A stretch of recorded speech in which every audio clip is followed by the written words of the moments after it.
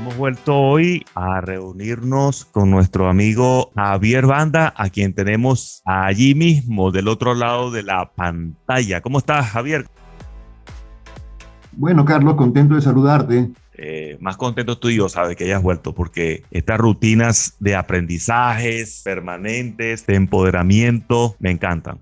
Javier, a propósito, un poco para que la audiencia entre en contexto. A mí el primer artículo me encantó. Sin embargo, en el segundo me sorprendiste cuando usaste como título SEO la palabra cómo navegas tú. Yo me fui a la herramienta a ver si ese título tenía tráfico y me encontré que no tenía tráfico. Ni siquiera en Google se escribe. Sin embargo, tú dices que a ti te apareció por allá en Google Incógnito. Entonces, un poco para aprovechar el aprendizaje en este sentido. Yo pienso, Javier, que nosotros tenemos que tratar en lo posible de quitar la paja del heno en este tema del SEO. ¿Me entiendes? Si antes había mucha especulación en el tema del SEO, ahora tenemos que saber que es un tema técnico, que es un tema en el cual hay que estudiar primero cuál es el título SEO que tiene un volumen de tráfico ya, que hay muchos usuarios que lo están buscando, y segundo, que sea de baja competencia para arrancar, porque no podemos arrancar hasta a tratar de desbancar los que están arriba, sino de menos a más, como te encanta a ti. Entonces, quisiera que me hablaras un poco de las experiencias tuyas en este sentido. No hay ningún problema con asumir que nos equivocamos porque estamos en un aprendizaje. Y lo más importante, ¿cómo ves tú este tema del arranque? De cómo determinar, cómo identificar, mejor dicho, porque yo soy muy cualitativo, cómo identificar cuál es el mejor título SEO para arrancar en la escritura,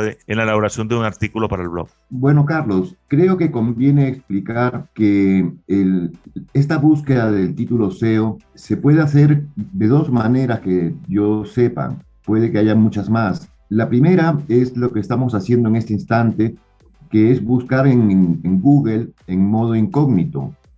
¿Y por qué en modo incógnito y no de la forma natural como siempre buscamos?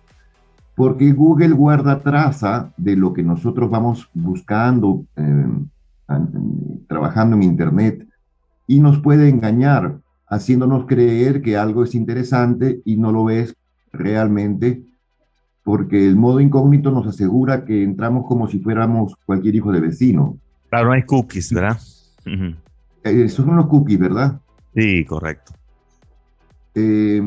La segunda manera de hacer la búsqueda es a través de una herramienta o de un conjunto de herramientas que tiene una persona que es una eminencia en este sentido, que se llama Neil Patel. Neil Patel.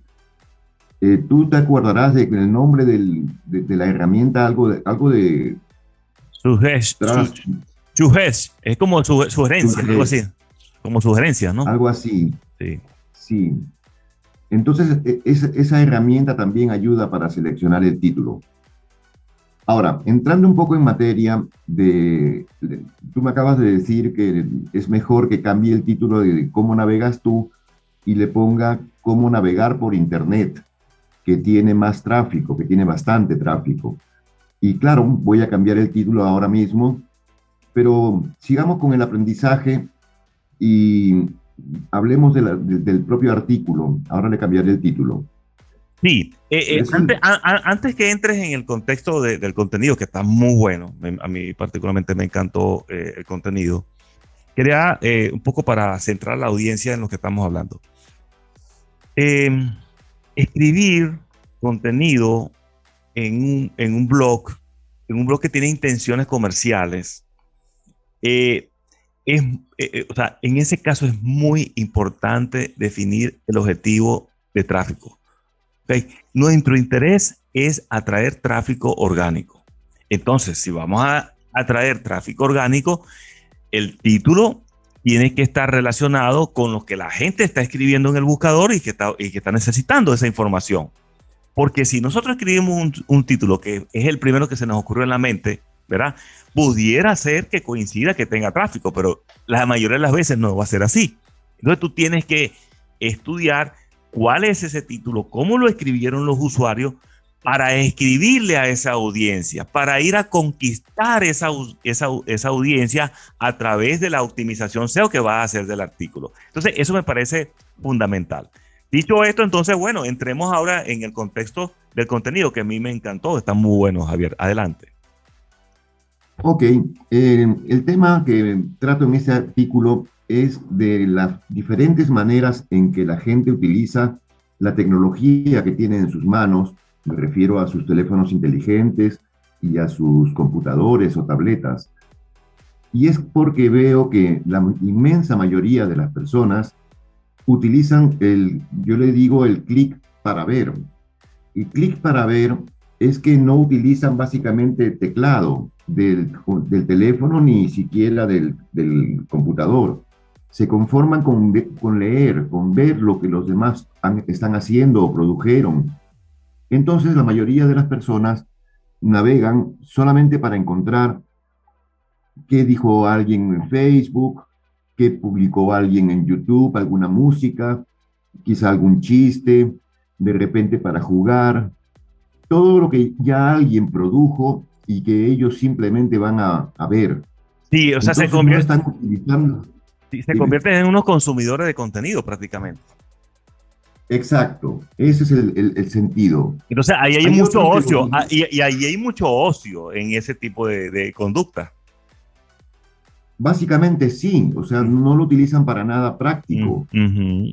Hay un segundo nivel en el Sí. que ya la gente utiliza algo para, por ejemplo, ver la cuenta del banco, en ver si tienen algún bono en la página de la patria, aquí en Venezuela, o averiguan el estado de cuenta de su teléfono, de su Movistar. Entonces ya hay un clic que es, digamos que útil. Lo utilizan para algo que les va a resultar beneficioso. Sí. Claro, ese es un clic que solo resulta útil para él y solo en el instante en que van a hacer el pago o van a revisar una cuenta o algo.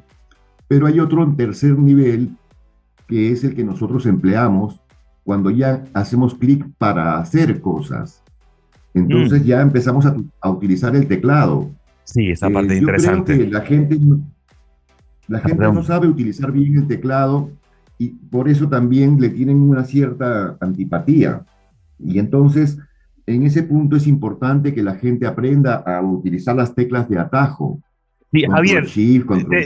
Dime. te refieres al teclado de la PC, de la laptop, de la laptop, de la tablet o del teléfono?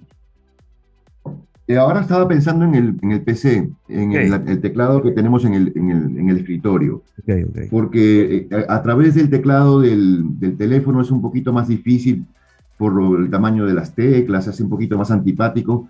Entonces la gente cuando va a usar el teclado normalmente se sienta en el PC y no lo hace a través del teléfono por la dificultad del tamaño de las teclas, pero también se puede aplicar a lo mismo. Claro, cuando uno produce contenido, escribe con el teclado, también es posible construir contenido a través de la voz, utilizando el Google Drive o en la versión del Google Doc, con la herramienta dictado por voz. También es posible hacer contenido como estamos haciendo en este momento a través del Zoom.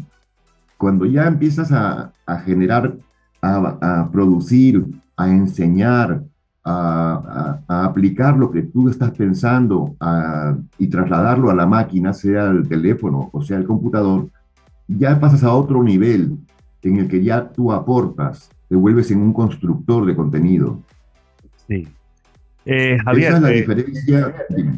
sí, a propósito de eso que dices, a mí me parece mucho más cómodo hoy día producir contenido dictándole a Google a través de Google Documento. Me encanta eso, porque me relajo, empiezo a dictarle, Google me comienza a tomar el dictado de voz a texto y luego, rápidamente completo 900 palabras, pero rápidamente, Javier, conversando conversando, o sea, reflexionando sobre lo que quiero construir. Luego que se construye todo ese poco de volumen de texto, lo que hago es que lo ordeno, lo separo en párrafos de 2 o 3 líneas máximo, le pongo subtítulos cada 10 párrafos. Oye, me sale súper rápido, yo te lo recomiendo. Ya empezar a teclear y escribir. O sea, ya eso es cosa del pasado, ¿sabe? Hay quienes lo hacen así, pero yo les recomiendo a la audiencia que nos están escuchando, estamos conversando con el CEO de Smart Rivas, eh, nuestro amigo Javier Banda.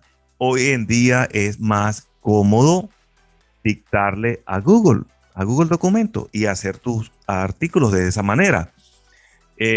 Lo puedes hacer desde la PC de escritorio, desde el laptop, desde la tablet o desde el teléfono móvil inclusive, ¿cierto, Javier?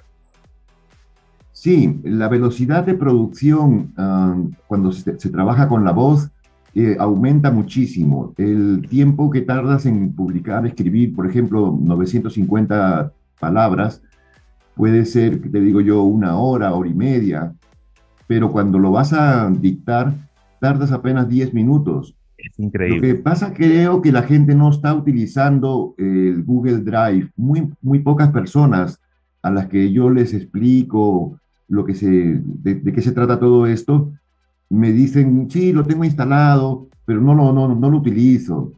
Entonces, el Google Drive, para resumir, es como como el Windows, como el Office de Windows. Tiene todo lo que uno necesita, que son, cuando quieres trabajar con números, abres la hoja de cálculo. Cuando Sí, quieres trabajar con letras, trabajas con el Google Doc. Cuando quieres hacer una presentación, abrirás el Google Presentación, sí, se llama así, creo. sí, Y cuando quieres hacer una encuesta, que también es una herramienta muy poderosa, abrirás el Google Forms, que creo que en el ambiente de Microsoft no existe. Entonces, Google tiene una suite allí preparada para que todos la usemos y de modo gratuito y que tiene pues mucho poder, porque lo que más me gusta quizá es la capacidad que tiene de compartir. Entonces uno puede ver quién está trabajando en el mismo momento y uno tiene tres posibilidades para permitir que alguien sí. intervenga al mismo tiempo que uno para compartir el documento. La primera es cuando le nombras como editor y le dejas que haga lo que quiera, igual como si fueras tú mismo. Trabajan en línea, La, ¿verdad? Trabajo colaborativo. Puedes trabajar en línea y también puede ser que alguien abra el documento un poco más tarde, pero normalmente tú te acuerdas que con los clientes aplicamos una fórmula que se llama la triangulación. Sí, Tema de la triangulación creo que viene un poco más adelante en otro de los artículos, sí. pero En- es también importante que lo mencionemos porque de esta manera, con la triangulación, logramos una producción de altísimo nivel con el propio cliente.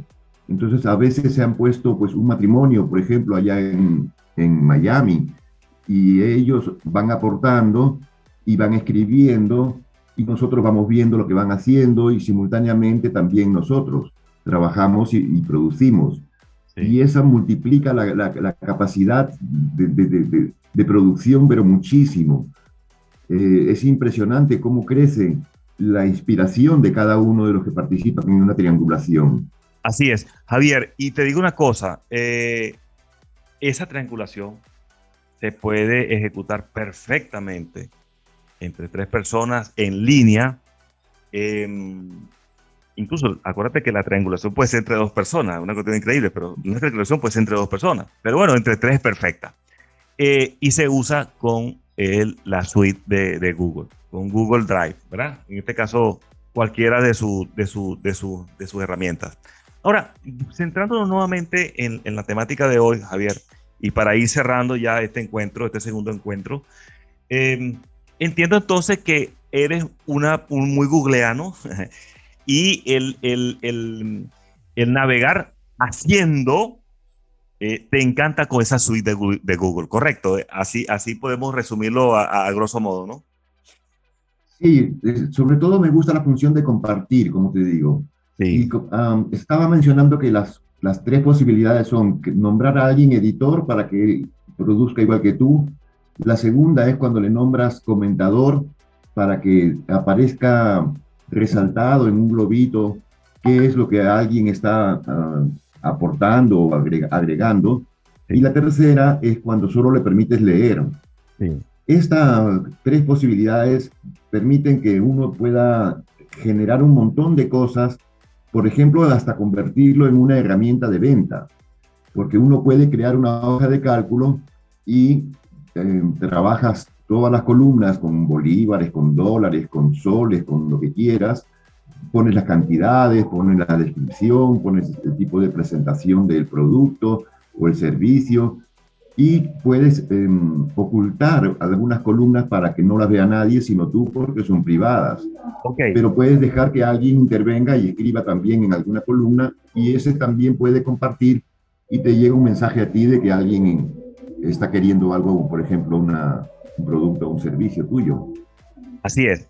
Javier, en resumidas cuentas, pudiésemos aprovechar esta conversación para decirle a nuestra audiencia, si tú, por ejemplo, en este momento estás escuchando este podcast y tú crees, ¿verdad?, que necesitas empoderarte de algunos conocimientos en el manejo de Google Drive, no dudes en comunicarte con nosotros. Ve al sitio de Smart Rivas, envíanos un mensaje, incluso en el sitio de Smart Rivas está el botón de WhatsApp, envíanos un mensaje y solicítanos que junto contigo podamos triangular Javier Banda, mi persona y tú, y podemos eh, trabajar en línea para que tú aprendas a dominar todas las herramientas de Google Drive, todas. Javier, pues yo reconozco, es una persona muy práctica en la enseñanza y muy sabio en el manejo de esas herramientas. Entonces, no dudes en comunicarte con nosotros a través de los medios de comunicación que están en este podcast que estás escuchando o incluso a través del sitio de smartrivas.com. Javier, para ir cerrando, entonces, en resumidas cuentas, ¿cómo navegas tú? Sé que le vas a optimizar el título SEO a eso, pero en esencia, eso es lo que quisiste decir hoy, ¿verdad? Tú puedes navegar de tres maneras, ¿cierto? Primero, ¿me puedes resumir nuevamente cómo navegas tú en esos subtítulos que utilizaste? El clic para ver es el primero, que simplemente son Ah, espectadores. sí, El segundo es el clic para hacer alguna cosa, para chequear, para revisar, para ver lo que hay allá. También es una actitud un poco pasiva, sí, pero ya nos da una respuesta de cuánto hay en el banco, cuánto sí, debo pagar en el teléfono, lo que sea. sí. Pero el tercer nivel es el que a mí más me llama la atención, que es el clic para hacer cosas, para producir. Para producir conocimiento, producir cosas importantes, ¿verdad? Oye, Ajá. Javier, muchísimas gracias por este tiempo que nos regalas. ¿Quieres dirigir algún mensaje final a tu audiencia? Ayer en el anterior podcast me llamó poderosamente la atención que tú dices que el público al cual tú quieres llamar la atención es a personas de la segunda edad o la tercera edad. Eso me pareció muy interesante porque en verdad muchas personas están muy inactivas cuando en realidad pueden sacarle provecho inclusive a esa situación. ¿Cierto? Tienen un internet, tienen una computadora, bueno, comuníquese con Javier Banda para que se pongan a crear algo espectacular, ¿cierto, Javier? Sí, ese será en materia de otro artículo que me dedicaré al tema de cómo aprovechar el conocimiento que tiene esa gente que está jubilada, que tienen Ujú. 50, 60 años y que, bueno, se pueden hasta entretener, disfrutar y aportar y dejar conocimientos y heredar para que otros lean lo que ellos están produciendo y de hecho pueden hasta ganar dinero con esto. Pero eso será Totalmente, materia de otro artículo. totalmente. Bueno, Javier, gracias. Nos encontramos en el próximo podcast. Fuerte abrazo, amigo. Saludos.